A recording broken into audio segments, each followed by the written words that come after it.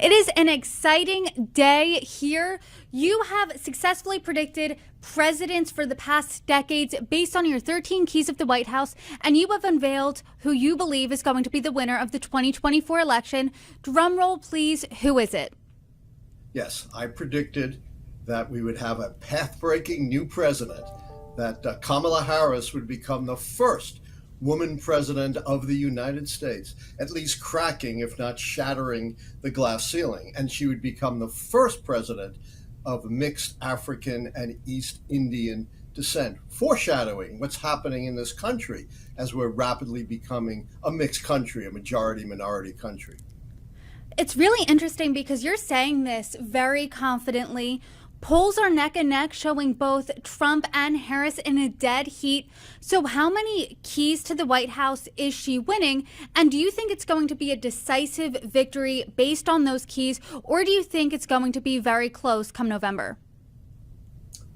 My system says, forget the pundits, they're buddies of mine, but they have no scientific basis for their opinion, no extensive track record like I have. Forget the polls, they are snapshots. They are not predictors. They're abused as predictors by clerks who compile polls like Nate Silver, who assured us that Hillary Clinton had an overwhelming chance of winning in 2016.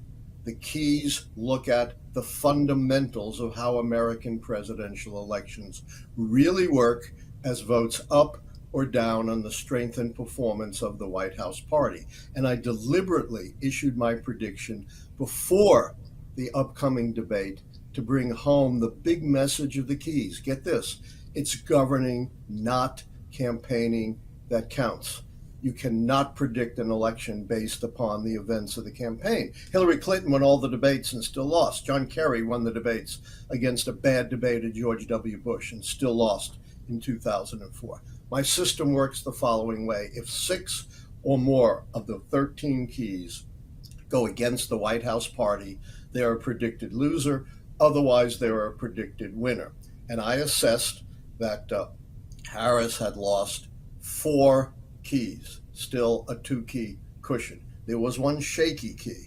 I gave her, for the administration, a foreign policy success because it was Biden and Biden alone who put together the coalition of the West that stopped Putin from conquering Ukraine and then going after our NATO allies. This will go down as an historic achievement. But even if things went totally wrong in Ukraine, that would still only mean 5 negative keys, still 1 key short of what would be needed to predict a Harris win.